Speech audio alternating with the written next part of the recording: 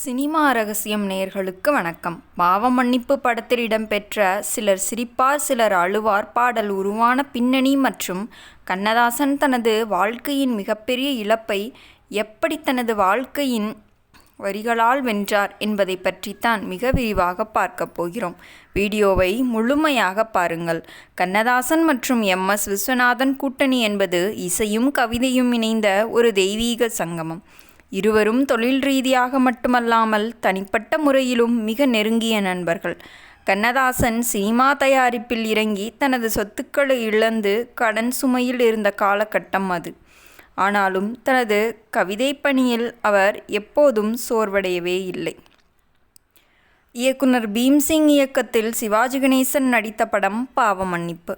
இந்த படத்தில் நாயகன் சந்தோஷம் மற்றும் துக்கம் இரண்டையும் கலந்து வெளிப்படுத்துவது போன்ற ஒரு பாடல் சூழல் தேவைப்பட்டது. இதற்காக MSVயும் கண்ணதாசனும் ஒத்திகையில் அமர்ந்திருந்தார்கள். அந்த சமயத்தில் கண்ணதாசனுக்கு ஒரு ஃபோன் கால் வந்தது. ஃபோனில் பேசிவிட்டு வந்த கண்ணதாசனின் முகம் சற்றென்று மாறியது. எப்போதும் கலகலப்பாக இருக்கும் அவர் முகம் சோகத்தில் ஆழ்ந்தது. ஆனால் அதை MSVயிடம் காட்டிக்கொள்ளாமல் மிக வேகமாக பாடலை எழுதி முடித்துவிட்டு, விசு, நான் உடனே கிளம்ப வேண்டும் என்று அவசரமாக புறப்பட்டு சென்றார். கவியரசரின் நடத்தையில் சந்தேகம் கொண்ட MSV ரெக்கார்டிங் முடிந்ததும் நேராக கண்ணதாசன் வீட்டிற்கு சென்றார். அங்கே அவர் கண்ட காட்சி நெஞ்சை உருக்குவதாக இருந்தது. கண்ணதாசன் வீட்டின் முன்னே ஜப்தி நோட்டீஸ் ஒட்டப்பட்டிருந்தது. கடன் கொடுத்தவர்கள் வீட்டை ஜப்தி செய்ய வந்திருக்கிறார்கள்.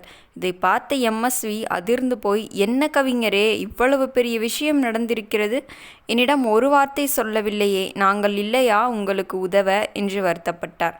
அப்போது கண்ணதாசன் சிரித்துக்கொண்டே சொன்னார், விசு, கூட்டத்தில் இருக்கும்போது சிரிக்க வேண்டும், தனிமையில் மட்டும் அழ வேண்டும். கூட்டத்தில் அழுதால் நடிப்பு என்பார்கள், தனியாகச் சிரித்தால் பைத்தியம் என்பார்கள். இந்த வார்த்தைகள்தான் அந்த பாடலின் உயிர் நாடியாக மாறின. அந்த சோகமான சூழலில் அவர் எழுதிய வரிகள்தான், சிலர் சிரிப்பார் சிலர் அழுவார், நான் அழுது கொண்டே சிரிக்கின்றேன். தனக்குத்தானே ஆறுதல் கூறிக்கொள்வது போல சரணத்தில், காலம் ஒரு நாள் மாறும், நம் கவலைகள் யாவும் தீரும், வருவதை எண்ணி சிரிக்கின்றேன், வந்ததை எண்ணி அழுகின்றேன் என்று எழுதினார். தன் வாழ்க்கையில் சந்தித்த மிகப்பெரிய தோல்வியை ஒரு காலத்தால் அழியாத பாடலாக மாற்றிய அவரது மன உறுதி வியக்கத்தக்கது. தன் வழியையே உலகிற்கு மருந்தாக கொடுத்தவர் கவியரசர். இன்றும் நாம் சோகத்தில் இருக்கும்போது இந்த பாடலை கேட்டால் ஒரு நிம்மதி கிடைக்கின்றது என்றால் அதற்கு பின்னால் கண்ணதாசனின் நிஜமான கண்ணீர் இருக்கிறது.